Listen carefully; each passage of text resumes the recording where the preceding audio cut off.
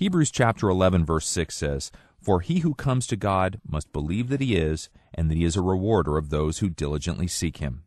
So this listener in Lubbock, Texas asks, could you please explain the meaning of this verse? May I say to you that the early church had a great conviction concerning God, conviction that is apparently absent in most of our churches today, even our so-called conservative churches. I have a feeling that we are not as sure as the early church was. You remember when Peter was arrested and threatened, and he returned to the church. And when he did, while they were in prayer for him. You talk about the early church being perfect. It wasn't perfect by any means. They believed that God would hear and answer their prayer and deliver Simon Peter. But when he appeared at the gate and wanted to get in, a little serving girl came and told him they didn't believe their prayer had been answered. But it had been answered, you see. Now, they went to prayer then for the church and the future of the church. And they began and said, "O Lord, thou who art God."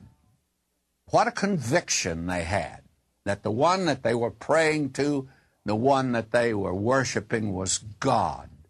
I get the feeling today, actually in some groups, conservative, with all of their rules and regulations, with all the ritual that they have going on, all of the programs that they have, I have a very strange feeling that this is a tremendous organization, that they believe in God, but not too much. We've got to bend every effort here and must keep these organizations going, and in order to keep the cause of Christ going.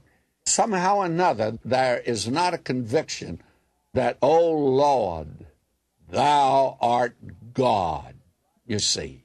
And so when the writer to the Hebrews said that, "For he that cometh to God must believe that he is, and that he is a rewarder of them that diligently seek him." And that means, friends, that actually, if you're not convinced that God is out there, you're not convinced that you're talking to him, your prayer is nothing in the world but foolish gibberish that has no meaning whatsoever. And all that you do amounts to nothing at all. And the important thing, the writer to the Hebrews says, when you come to God, you must believe that he is, and that he's a rewarder of them that diligently seek him. This is a great statement that you have mentioned here. May I say to you, for he that cometh to God must believe that he is, that he exists, that he's out there, and that he is not only Lord and God, but he will reward those that diligently seek him. And all the time, everywhere we go and whatever we do, we ought to take him, look to him constantly as we go along. That's such a tremendous statement there. I've just barely touched the fringe of it.